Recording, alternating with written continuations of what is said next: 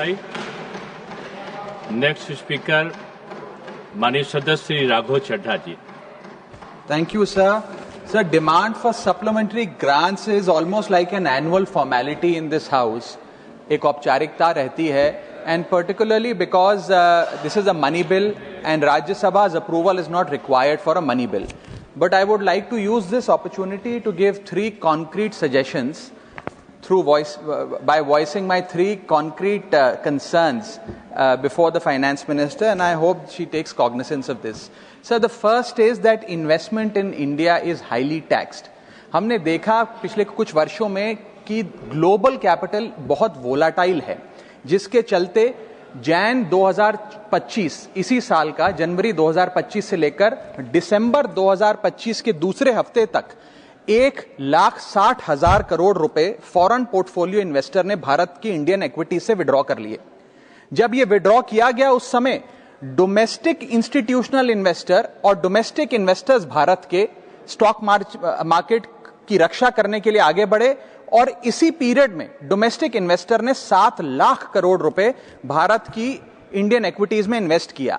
ये एक historic achievement भी था, मार्केट की मैच्योरिटी भी दिखाता है, लेकिन उससे ज्यादा ये दिखाता है कि जब foreign money leaves, it is the Indian investor that comes to the rescue of the stock market. लेकिन जब सैलरीड एम्प्लॉइज ने एसआईपीज के माध्यम से, स्मॉल सेवर्स ने म्यूचुअल फंड के माध्यम से और पेंशन इंश्योरेंस मनी के माध्यम से इन्वेस्ट किया, इस इन्वेस्टमेंट को प्रोत्साहन देने के लिए सरकार ने क्या किया? आज एक ऐसी टैक्सेशन रिजीम बन गई है जिसके अंदर कैपिटल गेन टैक्स बहुत हाई है, इंडेक्सेशन का बेनिफिट इन्वेस्टर को मिलता नहीं है, सरचार्जेस ज्यादा होने की वजह से टैक्स रेट शार्पली इंक्रीज हो चुके हैं, और फ्रीक्वेंट चेंजेस के चलते इन्वेस्टर को सर्टेनिटी नहीं मिलती, और एक व्यवस्था ऐसी बन गई है कि long term investments in this country are being treated as short term speculation when it comes to taxation. इसे बदलने की जरूरत है। If India truly wants deep capital markets and long-term domestic savings, sir, then patient capital must be respected and not penalized. Basic principle है sir economics का कि tax consumption if you must, but nurture investments. हमें investment को प्रोत्साहन देना होगा, और over taxing of investments करके हम वेल्थ क्रिएशन को डिसइंसेंटिवाइज कर रहे हैं। सर, मेरा दूसरा पॉइंट यह है कि बैंक सेविंग्स जो हैं, हमने देखा कि भारत का मेहनतकश आदमी, एक मिडिल क्लास आदमी अपनी तमाम सेविंग्स बैंक के सेविंग्स अकाउंट में रखता है या एफडी कराता है। हमने देखा सर कि वित्तीय वर्ष 24-25 में बैंक डिपॉजिट का जो ग्रोथ था वो गिर के मात्र 10% पे आ गया, in comparison to the previous financial year which is 23-24 where it was 13%, यानी कि डिपॉजिट के ग्रोथ में कमी देखी गई। इसके चलते क्या होता है सर, बैंक्स की कॉस्ट ऑफ फंड्स बढ़ती है, लोन महंगा होता है, एमएसएमई सफर करती है, और फाइनेंशियल स्टेबिलिटी जो है वो कमजोर होती है। इसीलिए मैं कुछ सुझाव देना चाहता हूं। पहला सुझाव है टैक्स फ्री लिमिट्स को बढ़ाया जाए जहां तक सेविंग्स बैंक की इंटरेस्ट इनकम का सवाल है। दूसरा, अगर 5 साल से ज्यादा कोई एफडी कराता है तो उसको टैक्स की रियायत देनी चाहिए। There needs to be tax incentivization for that sort of an investor. Long term capital gains के अंदर इंडेक्सेशन के बेनिफिट को लेटर एंड इन स्पिरिट में अक्रॉस एसेट क्लासेस लागू करना चाहिए। तीसरा, शॉर्ट टर्म कैपिटल गेन्स पे जो टैक्स लगता है बहुत ज्यादा है, उसे कम करना चाहिए अगर हमें इन्वेस्टमेंट को प्रोत्साहन देना है।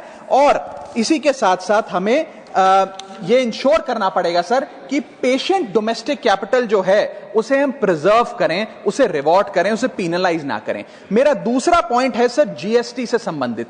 जीएसटी 2.0 वास्तव में एक अच्छे इंटेंट से लाया गया, और सबको ये उम्मीद थी कि जीएसटी 2.0 के बाद, जीएसटी रैशनलाइजेशन के बाद वस्तुएं सस्ती होंगी।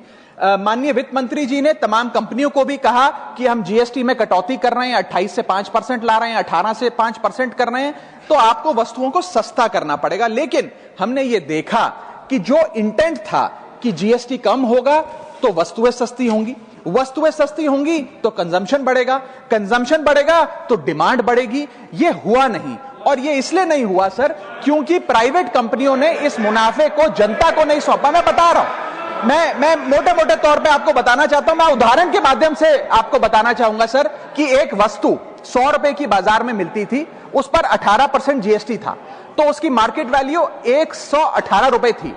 सरकार ने उस पर जीएसटी 18% से घटाकर 5% कर दिया।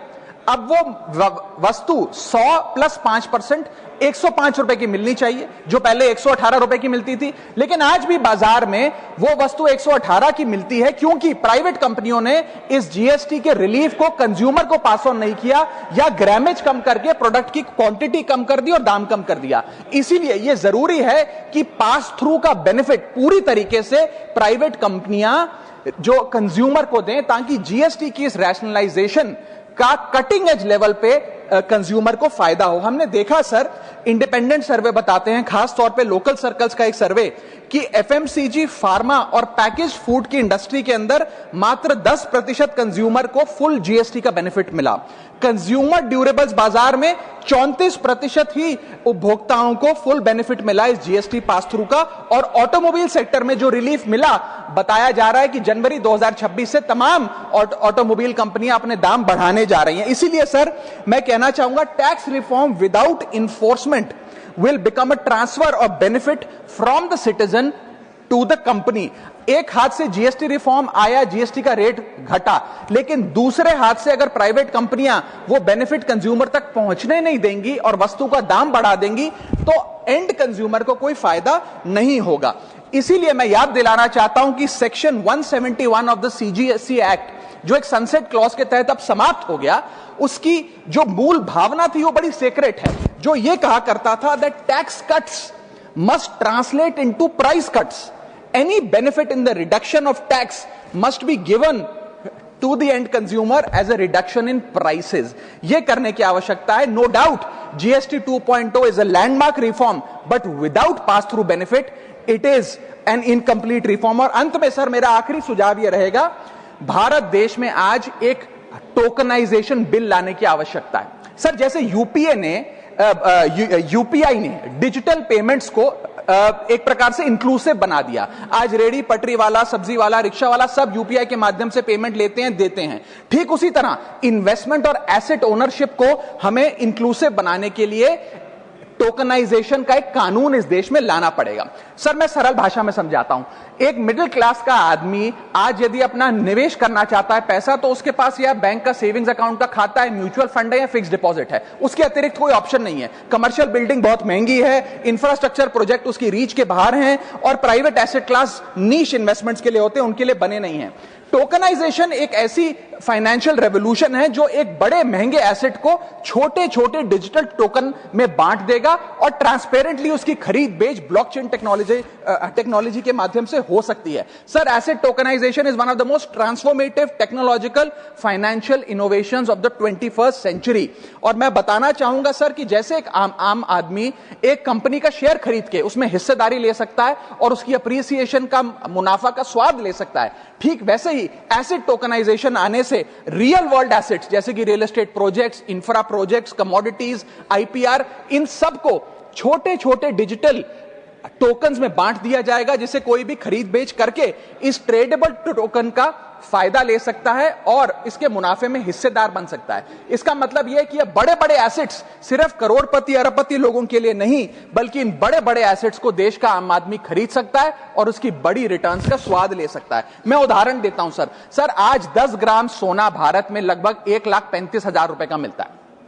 आप यदि किसी दुकान में जाकर कहिए कि भाई मेरे पास 1,35,000 रुपए तो है नहीं 10 ग्राम सोना खरीदने के लिए, आप मुझे 500 रुपए का सोना दे दो, तो शायद आप 500 रुपए का सोना नहीं खरीद सकते। लेकिन जब से गोल्ड ईटीएफ आया, डिजिटल गोल्ड आया, आप 500 रुपए का गोल्ड खरीद पाएंगे इलेक्ट्रॉनिकली, डिजिटली। ठीक वैसे ही आप एसेट्स को अगर डिजिटाइज करेंगे, इन टोकन्स के माध्यम से आप इन एसेट्स की हिस्सेदारी पा सकते हैं। सर मैं समाप्त कर रहा हूं, मुझे एक मिनट ही लगेगा बस। सर इस टोकन, हाँ मैं समाप्त कर रहा हूं सर इस टोकनाइजेशन से खास तौर पे मिडिल क्लास को क्या फायदा होगा? सबसे पहले बेटर रिटर्न्स मिलेंगी, रिटायरमेंट सिक्योर होगा, निवेश करने में आसानी होगी, और सबसे बड़ी बात इंस्टेंट लिक्विडिटी मिलेगी इन ट्रेडिशनली इनलिक्विड एसेट्स। आपको कोई ब्रोकर की फीस, कोई रजिस्ट्री का झंझट, प्रॉपर्टी डीलर का झंझट नहीं, आप खरीद बेच आराम से कर सकते हैं। और इसी के साथ साथ ट्रांजैक्शन कॉस्ट घटेगी, इंटरमीडियरीज की कॉस्ट घटेगी। सर, दुनिया भर में जो मजबूत मैच्योर अर्थव्यवस्थाएं हैं उन्होंने इस एसेट टोकनाइजेशन के कॉन्सेप्ट को रिकॉग्नाइज किया। यूएसए ने, एसईसी ने अपनी सिक्योरिटीज एक्ट में इस टोकनाइजेशन के कॉन्सेप्ट को शामिल किया। सिंगापुर ने प्रोजेक्ट गार्जियन का नाम से एक प्रोजेक्ट लाकर इसको लीगलाइज किया। यूरोपियन यूनियन ने markets in crypto asset regulation का एक कानून लाकर इसे रेगुलराइज किया। और यूएई ने सबसे बड़ा काम करते हुए एक अलग अथॉरिटी बना दी, वारा, वर्चुअल एसेट रेगुलेटरी अथॉरिटी, जो इस प्रकार के एसेट टोकनाइजेशन पे काम करती है। Sir, Indians have more cultural affinity to real estate and precious metals like gold, silver, etcetera, because 70 to 80% of our household assets are stored in these asset classes. Therefore, tokenization will directly address their preference by enabling fractional ownership of these assets using blockchain technology. अंत में मैं बस इतना कहना चाहूंगा sir कि India को अपनी एसेट टोकनाइजेशन की एक bespoke लेजिस्लेशन की जरूरत है और एक रेगुलेटरी सैंडबॉक्स की जरूरत है। इसके चलते इन्वेस्टमेंट और ओनरशिप कॉमन मैन के लिए, आम आदमी के लिए सही मायने में इंक्लूसिव बनेगी। और अगर भारत में रेगुलेटरी क्लैरिटी आ जाती है एसेट टोकनाइजेशन कानून के माध्यम से, तो global capital Singapore, UAE, Hong Kong और यूएस जाने की बजाय भारत में आएगी और भारत में निवेश होगा। So there is an urgent need for an asset tokenization bill in this country. Thank you sir. बहुत धन्यवाद।